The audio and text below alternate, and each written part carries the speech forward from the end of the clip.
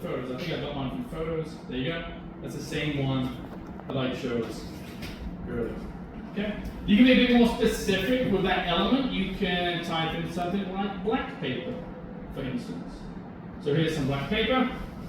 I simply type in black paper, and voila, up it came. Here it is here. Different types of black paper. Again, graphics and photos are the main ones that are really, really good. I think I got this one from, I think it was photos. Okay. So black paper. Other types of paper you could use that work quite well. You might use lined paper. Again, my prompt was lined paper. If you put lined paper in, you get different types of lined paper that you can use for your scrapbook design.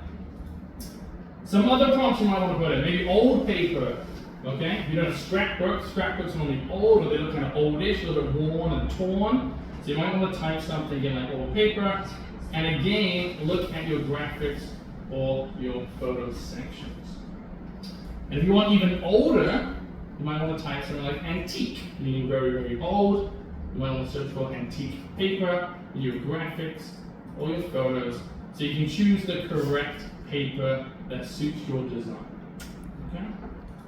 And another really good one is if you type in scrap or scrapbook paper, you'll get lots of these little different types of paper that you can use in your scrapbook design.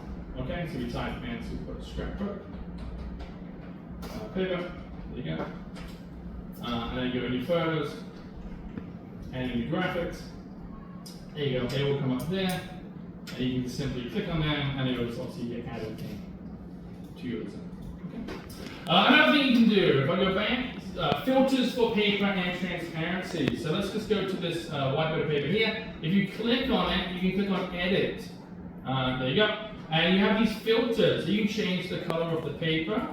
You can have it more sort of newer, fresher, older, more torn, more worn. It's up to you. Change it to sandy, change it to bronze. So you can play around with the paper setting. You can also play around with this button here, which is your transparency. Okay, so if it's a bit more transparent, then you don't have the same wrinkle effect. It gives you less wrinkles, so slightly wrinkled or really wrinkled. So you can play around with that element as well, with the transparency of the paper. And you can do the same here. So for example, the black paper is really good. If I go to edit, and I look across, and here you go, latte. That's a really good one. You can change your black paper to a latte color, and it looks like it's an old piece of paper that's been around for a long time. Okay, and again, you can go into your transparency, and you can just play around, making it look a bit older, a bit more worn. As things get older, the color starts to fade. So you can have a sort of faded color to your paper to make it look like it's older than it actually is. Okay, so that's another cool feature you can do. Is there a way we can like keep it like that so that it doesn't move around with the pictures? What do you mean, sorry? When we use it as a background and then we put pictures on top of it, like we don't want it to move. So you can simply lock design. So you see this little lock button here, it says lock position only. If you click the lock button, I can't move it. Okay, so if you want to lock something so you can't move, simply click the lock button. If you want to unlock, you just simply press it again, and then I can move it around again. Okay, so you can lock parts of your design, or you can just highlight lots of elements and lock them all together. So you just click and drag, and then you press the lock button. It's going to lock every single page I've highlighted on that page. Okay. And if you want to unlock, you have to unlock every single thing manually. Really? Is it manually? Yeah, I let everything unlock it. Okay, maybe.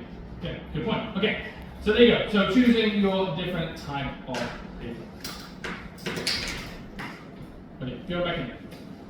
We'll go to number 3. So elements prompts. So again, in elements, you can type in ring binders, and you can look for different types of ring binders. These are just a few of them, and I've combined them with the paper. So here's a ring binder combined with lined paper. So using my paper element and the ring binder element to make 2 pages. I've combined the ring binder with black paper, and I've combined a ring binder with the black paper that I edited to make it the sort of latte color that you've seen here. So use ring binders. Again, we type in ring binder here. And have a look. You can find lots of different types of ring binders in photos and body graphics guys. So have a look in graphics and go through. Moving on. And here's another one. This is just rectangular shapes. So if you just want a plain shape very quickly, you can just type in rectangle, like a type rectangle. There you go, boom. And if you go to all, you just click the first rectangle there, and then you can change that to any color you want, and you can just drag it to whatever size you want.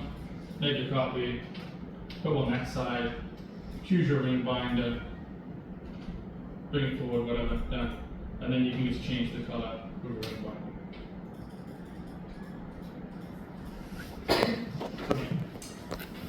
Moving on. Elements from photos and Polaroids. So, if you type in Polaroids, for example,